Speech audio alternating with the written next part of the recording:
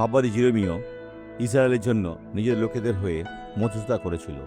তিনি জিরেমীয় 14:7 বলেছেন, যদ্যপি আমাদের অপরাধ সকল আমাদের বিপক্ষে সাক্ষ্য দিয়েছে, তথাপি হে সদাপ্রভু, তুমি আপন নামের অনুরোধে কার্য করো। এটা শক্তিশালী। আমরা তা নানা প্রকারে বিপদগামী হইয়াছি। আমরা তোমারই বিরুদ্ধে পাপ করিয়াছি, কিন্তু এটা কার্যহীন, কারণ ঈশ্বর ক্ষমা করতে প্রস্তুত। কিন্তু ইসরায়েল ক্ষমা পেতে চাননি। মণ্ডলীর ভেতরের লোকেরা, আমি অন্যদের বিষয় নয়, কিন্তু মণ্ডলীর ভিতরে কথা বলবো। তারা গান শুরু করে, কিন্তু তারা আশীর্বাদ চায় না, তারা যন্ত্রণা থাকতে চায়।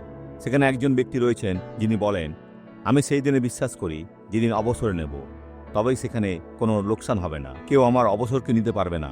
এই ব্যক্তি কখনোই মুক্ত হবে না। ইয়া দুঃখের, তাই তো? এখনই সাক্ষরে দেখুন। 1 বছর আগে আমার ডায়াবেটিক নিউরোপ্যাথি ধরা পড়েছে, আর আমি চলতে পারতাম না। আমি কেঁদে এখানে এসেছি কারণ পায়ে যন্ত্রণা ছিল। কিভাবে চলে এসেছেন? এই হলে চলে দেখান। এইভাবে? এটা কি এমন ছিল?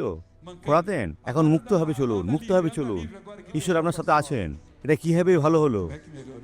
এখানে ফিরে আসুন বোন, এখানে ফিরে আসুন, এখানে ফিরে আসুন বোন, ফিরে আসুন। দ্রুত চলুন, দ্রুত চলুন। শেষ হয়েছে। আসুন প্রার্থনা করি। পিতা, প্রত্যেকের জন্য প্রার্থনা করি।